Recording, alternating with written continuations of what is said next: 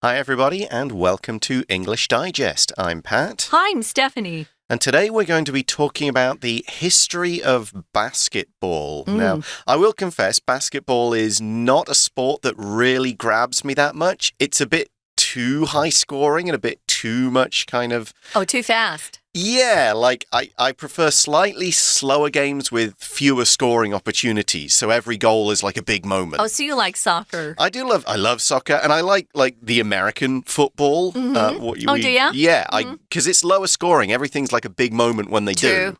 But with basketball, it's just kind of quick, go up one end, score, go up the other end, score. And like it's until the last kind of quarter of the game, it doesn't really seem to matter all that much. It's true. You can take the whole game in the last quarter.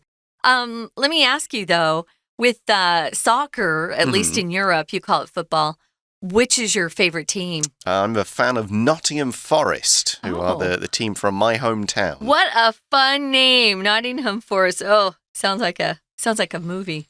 Yeah. Well, we've got, if you think Sherwood Forest, Sheriff of Nottingham, it's all that. It's all there, It's all that. But we're on basketball today. We are. And we're looking at its history. So let's read through today's article, and then we'll come back and discuss some of the words and other things we find in it. In a thrilling basketball match, LeBron James attempts a shot, but it's blocked by Stephen Curry, prompting gasps from the crowd. Moments later, Curry dribbles past the Lakers' defense and sinks an incredible three-pointer, igniting cheers throughout the arena. The game is filled with heart-pounding moments, leaving fans in awe of the outstanding performances by these basketball superstars. There's no denying that basketball is an intense and energetic game. But have you ever wondered how it came to be?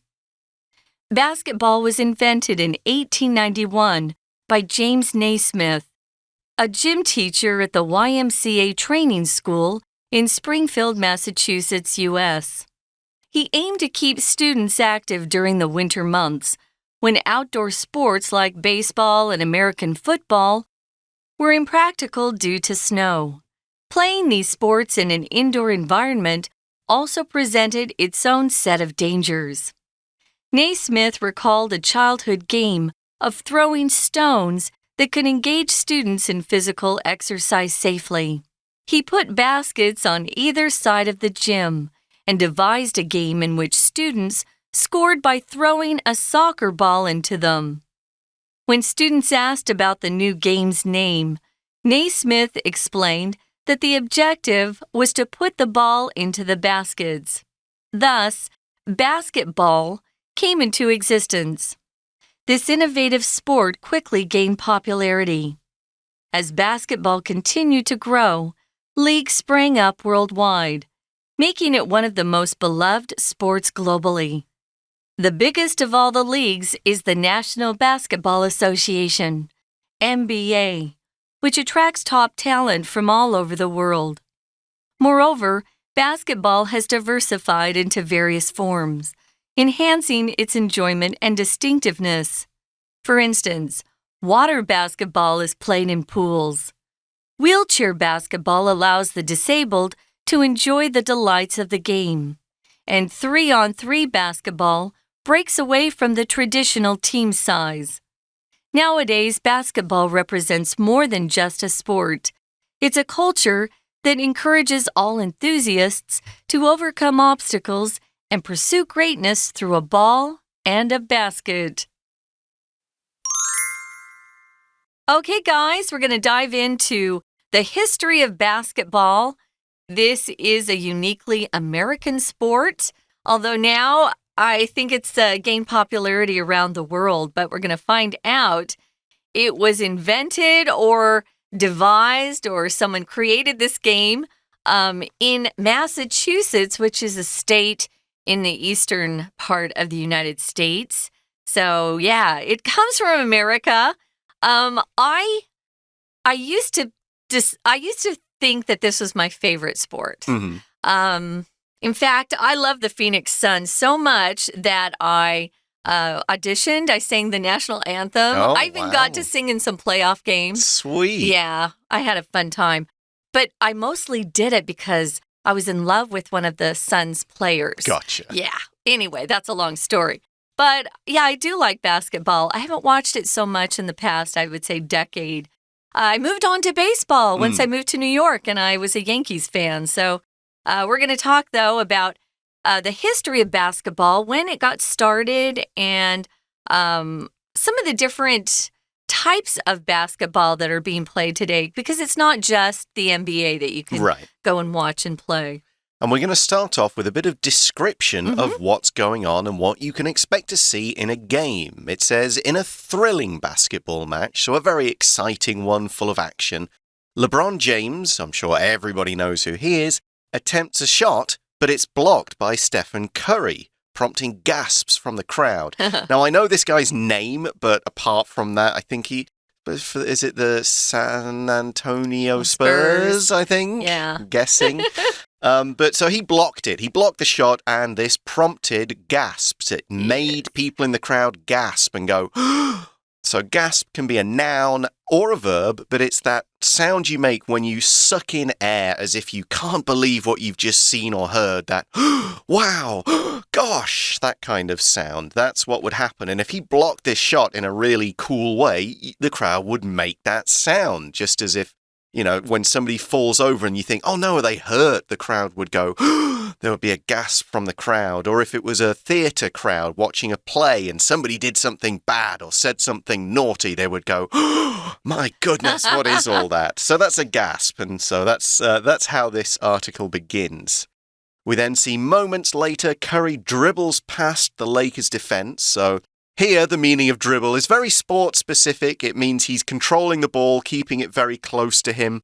In basketball, you're bouncing it very close to you and keeping it under control. In soccer, you're kicking and running at the same time, but you're keeping it very close to your feet so you don't lose control.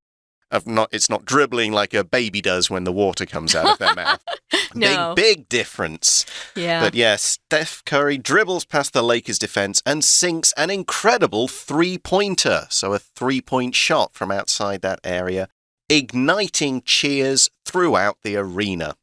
Now, the word ignite is usually used to talk about starting a fire. You've got the fuel there, you've maybe put some gas on the wood or something, and then you've touched the spark to it, turning the fuel into an actual fire. And so we can use it when it starts something very suddenly that leaps up with a great amount of energy, like a fire does. So if you ignite a crowd, then the crowd suddenly almost catches fire. We'd say that. The crowd catches fire and they cheer. So it means to start something, but it means to start it in a way that has a great deal of energy and life, just like starting a fire. Right. What about the word arena? Well, I was just looking something up, and I discovered that Stephen Curry is with Golden State Warriors. Well, see, I know nothing about this sport at all. So you can tell I haven't kept up with basketball. Yeah, I know he's not on the same team as LeBron James. That's as far as I'll go. Yeah, but we just wanted to correct that for you basketball fans out there. Well, he is igniting cheers throughout something called the arena. The arena is, it's a level area that's surrounded by seats. Usually they can be seats of fans, spectators that are looking at something. Sports arena, we usually see basketball games in some type of arena.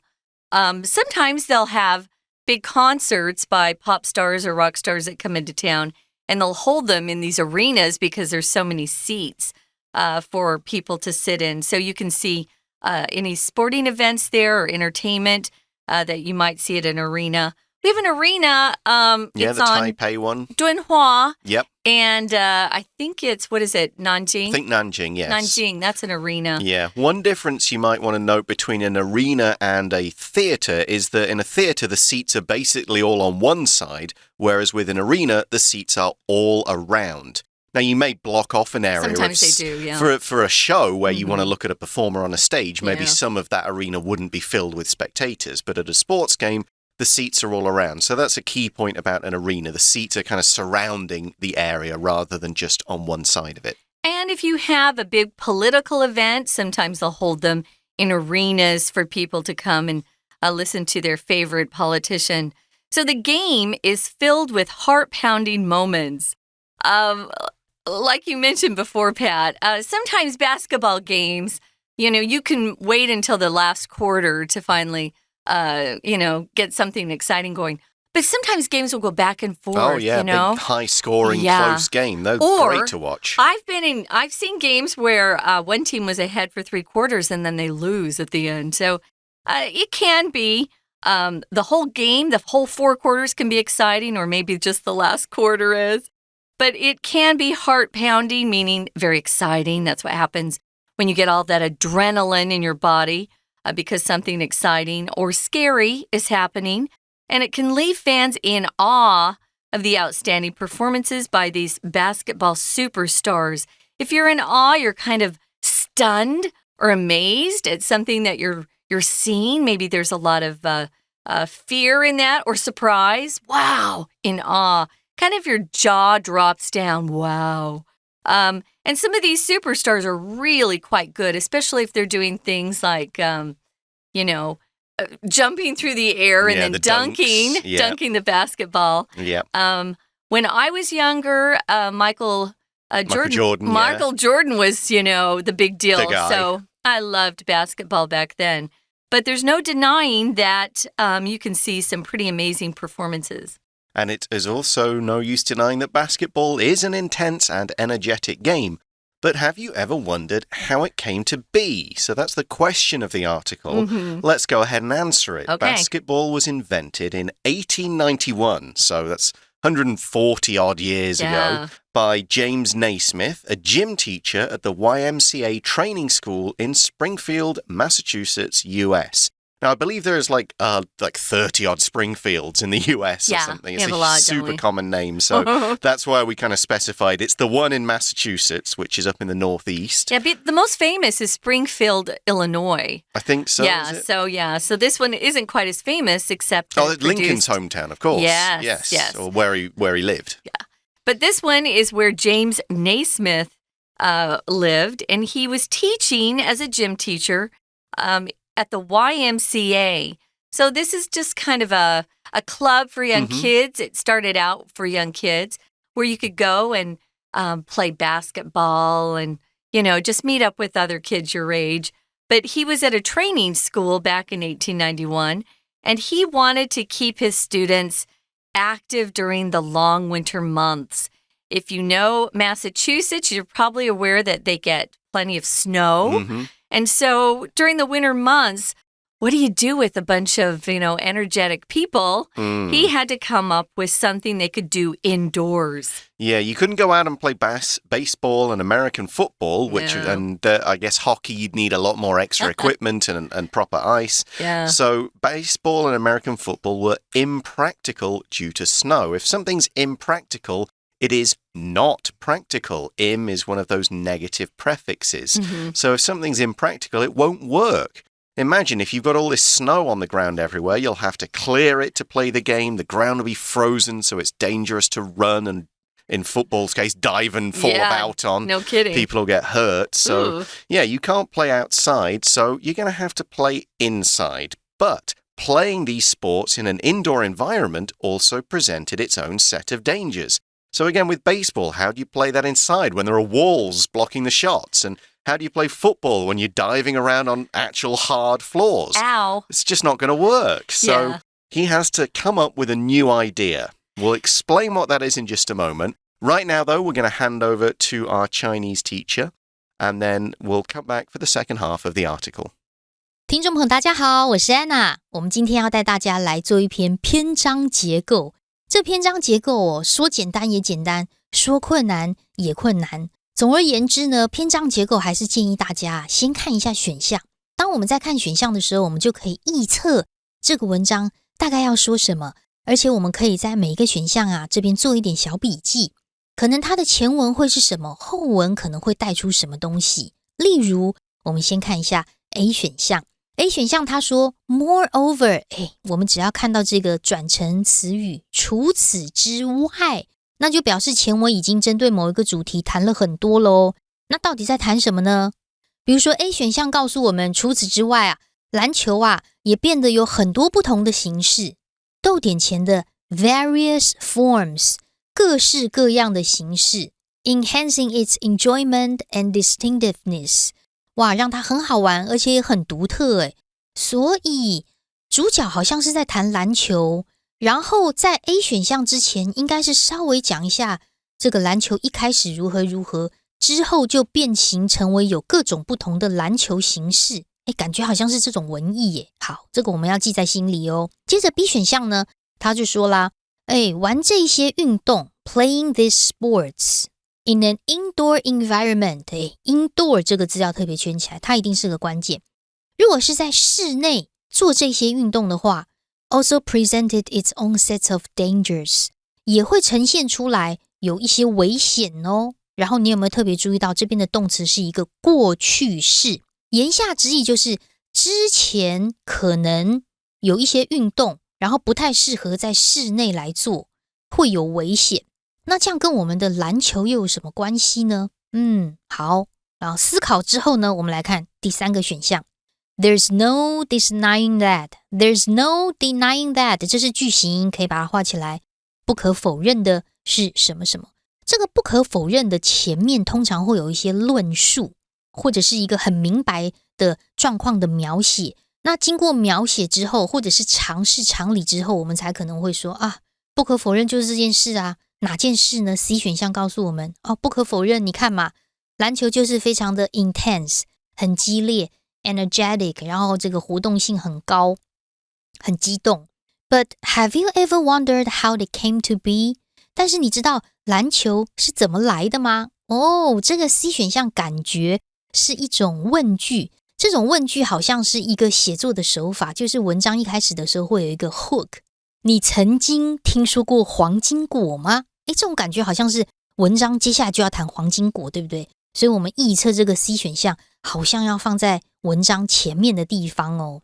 接下来 D 选项看到 thus， 关键就是这个 thus， 因此所以啦，所以篮球就这么出现了。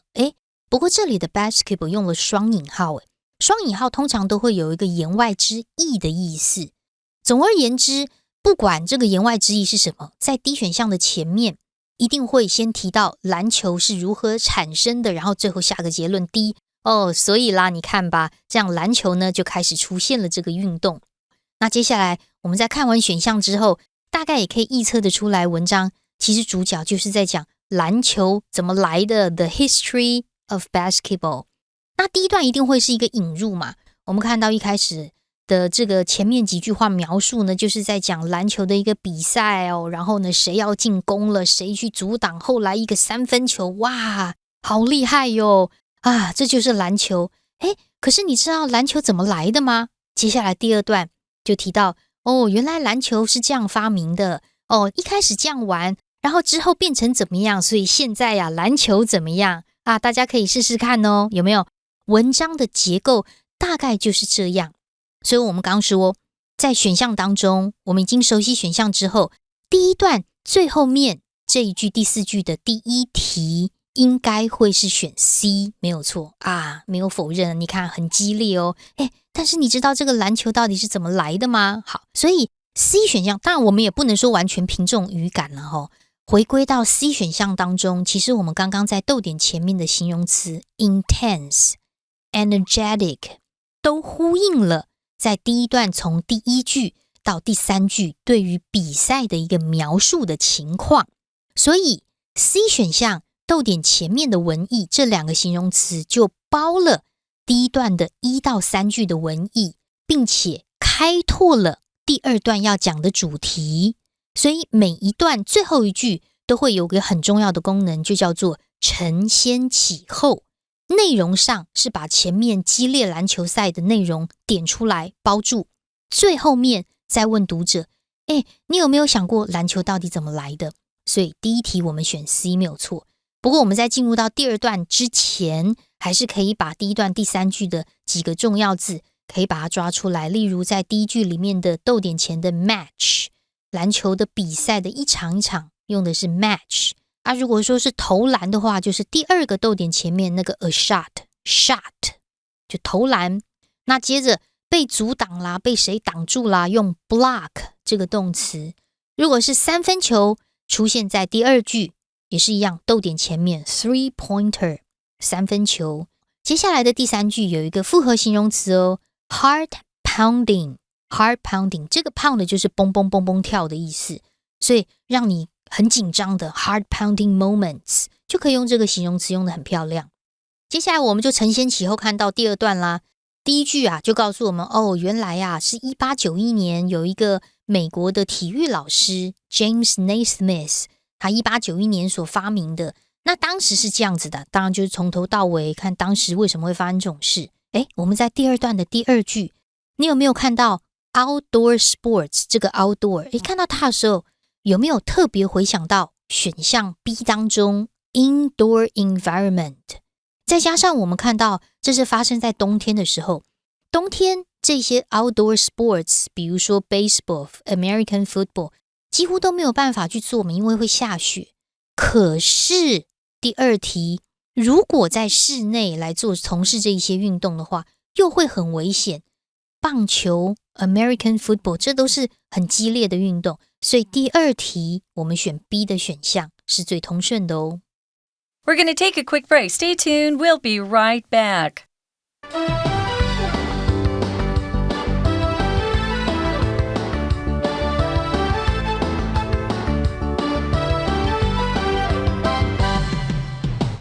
Welcome back, guys. We're talking about the history of basketball.It's our sport unit, or as we like to say in America, our sports unit.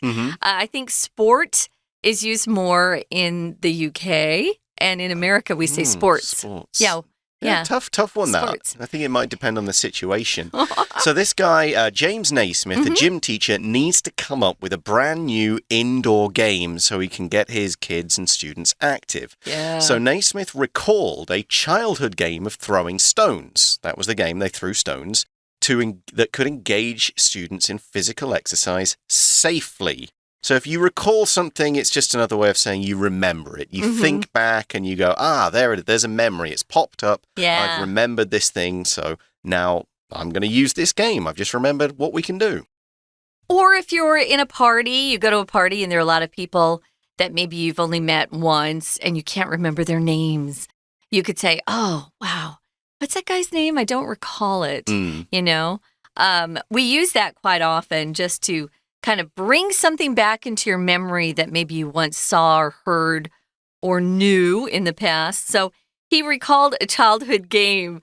Pat, when I saw this, I thought, wow, a childhood game of throwing rocks? Because a stone is another word for rock. And I thought, that sounds very dangerous. So I assume it wasn't at each other.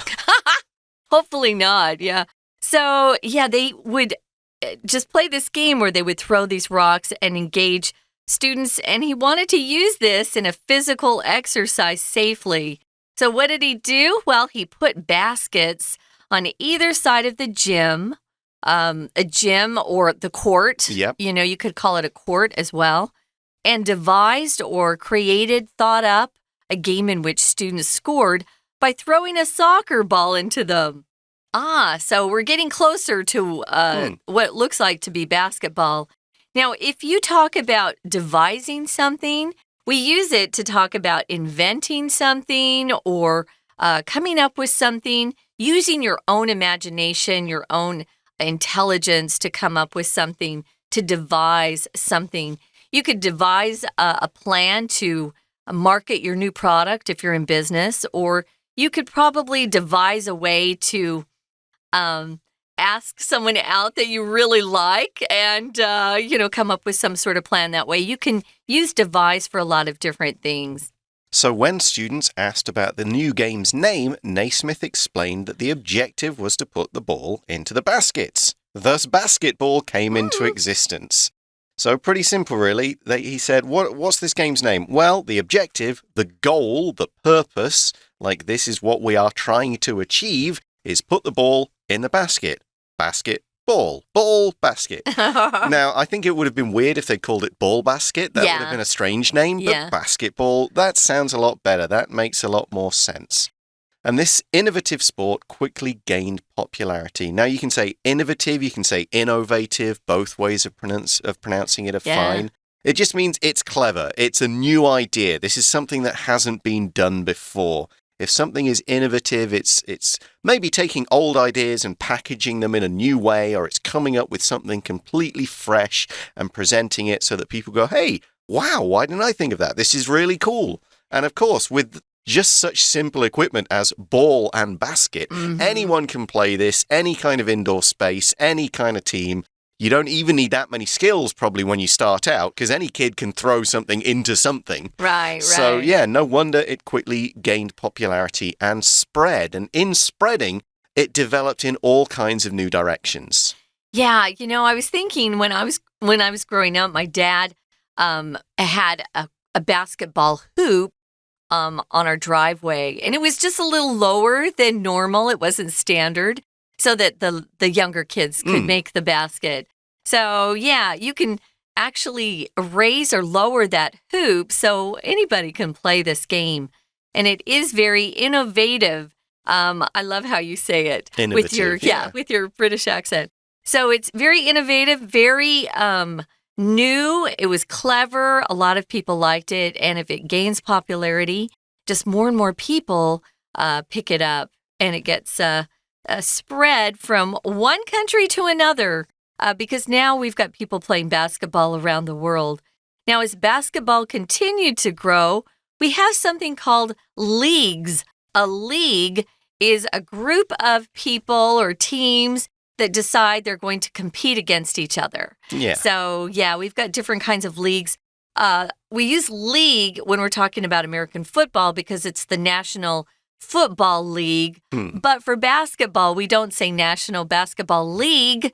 We say National Basketball Association. So it's got an NBA. Yeah. But don't be fooled by that. This NBA is a league.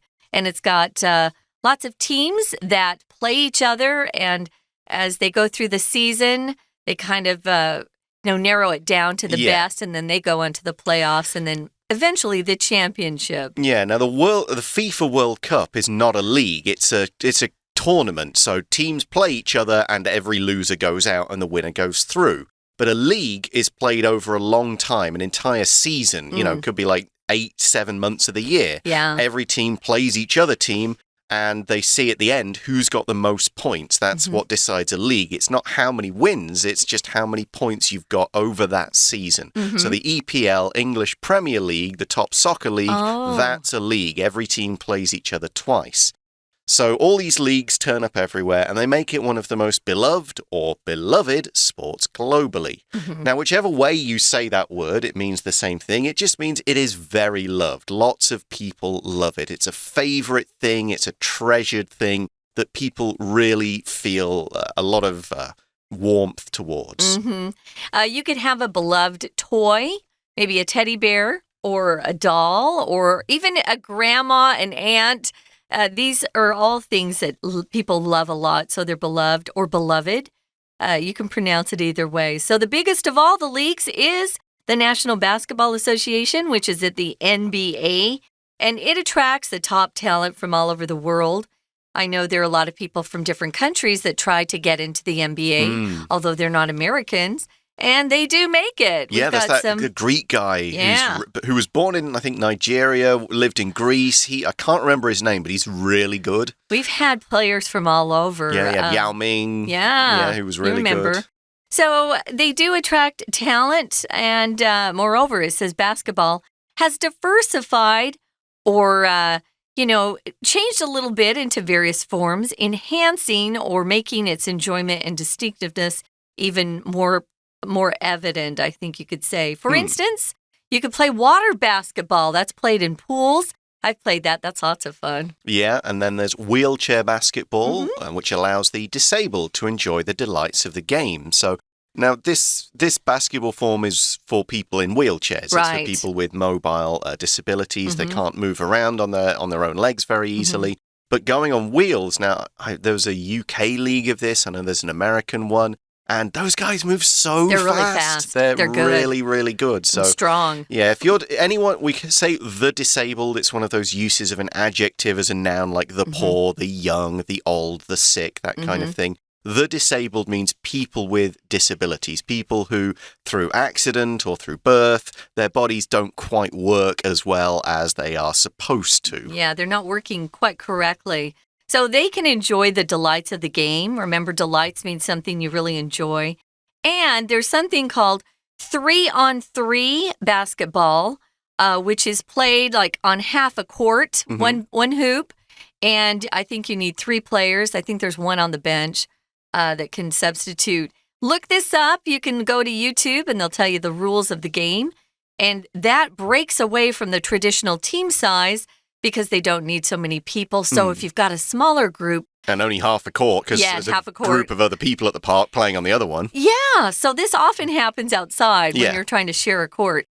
You could also call it 3x3. I've seen it called that, but we usually say 3-on-3 basketball. So that's out there too. That's a different type of basketball. Yeah, and when it breaks away from something, it means it moves away. It goes in a new direction. It's keeping a lot of the same elements, but it's doing things in a new and different way.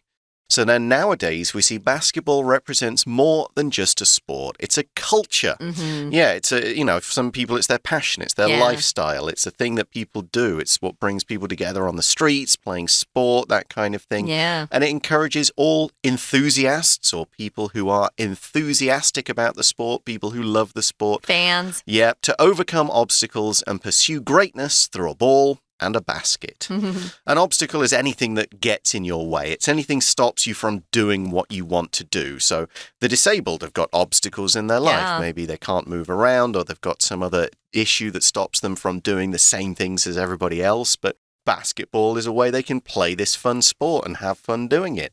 So another obstacle could be, we don't have much money. Well, basketball's easy. You just need a ball and a court it's and not too a hoop on a wall, that kind of thing. You don't need loads of equipment. No. So, whatever the obstacle is, if you're small, lower the hoop. And we've done that too. Right now, guys, someone who doesn't have any obstacles to explaining to us is our Chinese teacher. We're going to listen one more time, and then we'll be back to wrap up. 那当然，接着呢，我们就看到了。就发明了一种篮球啦，从第2段的第4句这边开始蛮重要的。那他就想说，学生又不能不动啊，所以他开始就回想到 recall 小时候玩一种游戏啊，就丢石头，然后呢，这个石头这样子的话呢，丢石头啊，丢在这个篮子里面，或许也可以用这种方法来玩，所以他就把篮子放在体育馆的2边，然后让大家丢的不是石头哦，是丢 soccer ball， 是丢英式足球的球。所以接下来第3题跟第4题就会比较好解了。那既然是丢这个 soccer ball， 然后呢，大家可以在馆场里面活动，那一定很好玩啊。然后开始大家每个人就开始来丢这个所谓的篮子的篮球。所以第3题答案选第一的答案 thus， 因此basketball， 所以跟现在的篮跟当时的篮不太一样哦。我们就知道这个 D 选项的双引号它到底双在哪里了，因为当时这个篮子跟现在篮球的篮筐长得不太一样。好，就这样出现啦。那出现了之后，当然到了最后一题，到了第3段的地方，现在就有一些不同的发展，包括什么 NBA 啦，甚至还有，不过我们还是要回归到实际的文章上下文。第4题为什么要选 A 呢？其实 A 我们当时有说啊，逗点前面有 various forms， 各式各样的不同种类的篮球比赛，后面出现的是第3段第3句，例如说 water basketball， 甚至是3×3的这个所谓的斗牛赛，它都是篮球比赛的不同的形式，所以第4题选 A 也符合我们对上下文的推断。所以我们今天了解了篮球的由来，同样也复习一下篇章结构这种题型到底要怎么解，希望大家都学会咯。我是安娜，我们下次见。 That's all the time we have, guys. We hope you liked learning a little bit more about the history of basketball. And if you haven't tried it, maybe it's time to get out there and get on a court. Maybe play a little 3-on-3 if you don't have a lot of people who can make up a team.For English Digest, I'm Stephanie. And I'm Pat. Talk to you again soon. Bye-bye. Bye.